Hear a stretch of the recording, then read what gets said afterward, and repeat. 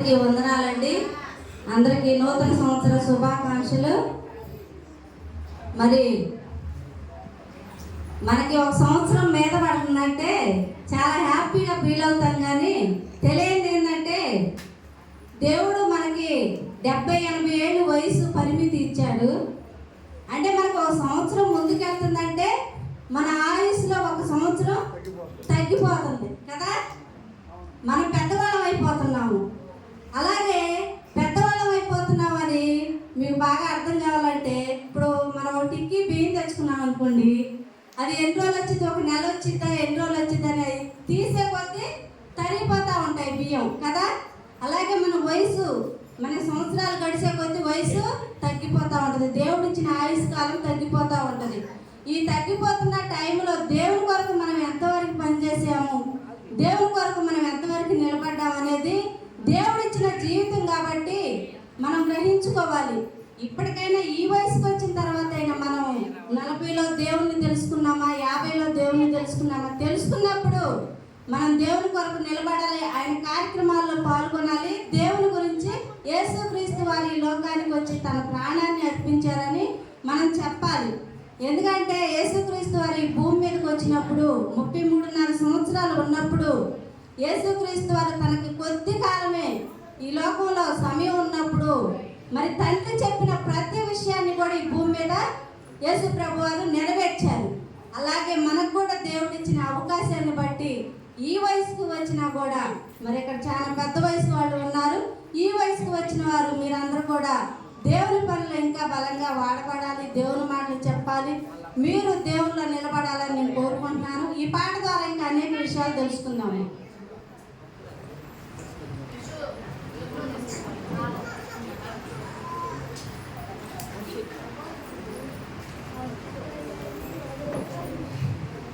అందరం కూడా చిన్నగా చప్పట్లు కొడదాము, పాటలోని భావాన్ని అర్థం చేసుకుందాము. 70-80-90 ఏళ్ళు ఆయాసం దుఃఖమే మోషే ఆ కాలంలో పనిచేశాడుగా.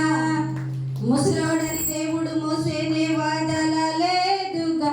నీకు ఆ వయసైనా దేవుని పని నీకుందిగా. 60 ఏళ్ళకే ప్రభుత్వం వద్దంటుందిగా. 80 అయినా ప్రభువు పని ఉందిగా. 60 ఏళ్ళకే ప్రభుత్వం వద్దంటుందిగా.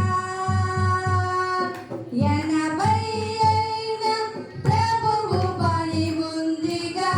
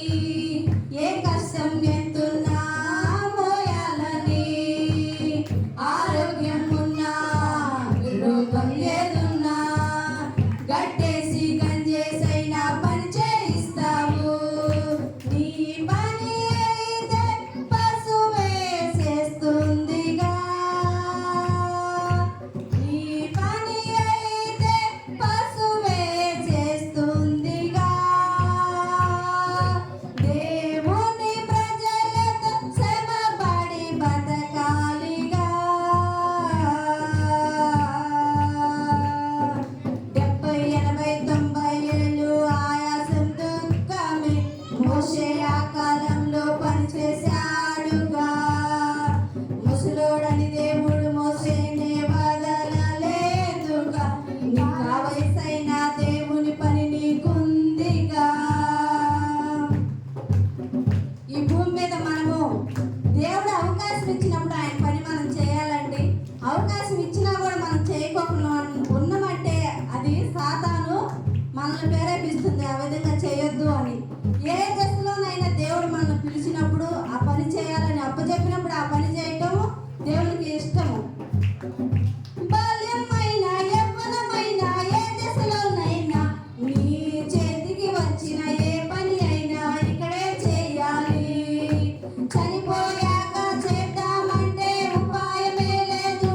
నీ శక్తి లోపము లేకుండా నీవిక్కడే చేయాలి. మరణించితే విశ్రాంతేగా, భూమి మీదకెళ్ళాలంటే మరి ఉండదుగా. ఆరోగ్యం ఉన్నా రోగం